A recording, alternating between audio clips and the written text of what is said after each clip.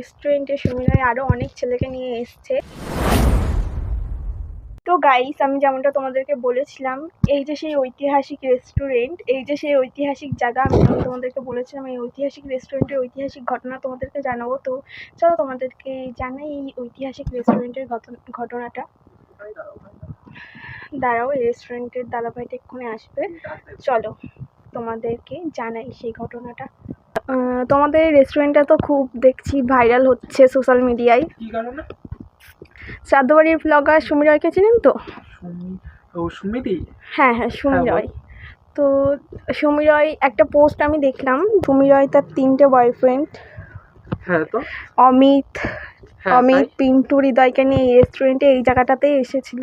হ্যাঁ আসে আসে হ্যাঁ হ্যাঁ হ্যাঁ, এখনো আসে সুমিতি। আচ্ছা, আসে? হ্যাঁ, এখনো আসে।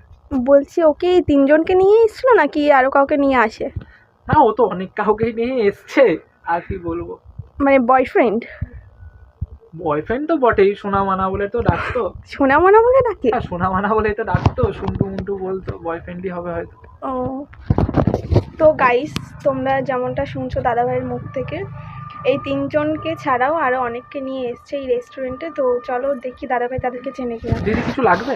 না না, কিছু লাগবে না। বলছিলাম, তুমি কি তাদেরকে চেনো? না যাদেরকে আমি চিনি না, আর এইসব বিষয়ে আমি বলতেও চাই না, আমি ও চলে গেলাম। আচ্ছা, যেমনটা আমরা শুনলাম এই দাদাভাইয়ের মুখ থেকে যে এই রেস্টুরেন্টে সুমিরয় আরও অনেক ছেলেকে নিয়ে এসছে। তো তোমরা যদি জানতে চাও যে কাকে কাকে নিয়ে এসছে সুমিরয় এখানে, অবশ্যই কমেন্টে জানিও, আমি তোমাদেরকে অবশ্যই ডিটেলস দেওয়ার চেষ্টা করব। তো আজকের ভিডিওটা এই পর্যন্তই, আবার দেখা হবে পরবর্তী ভিডিওতে। টাটা।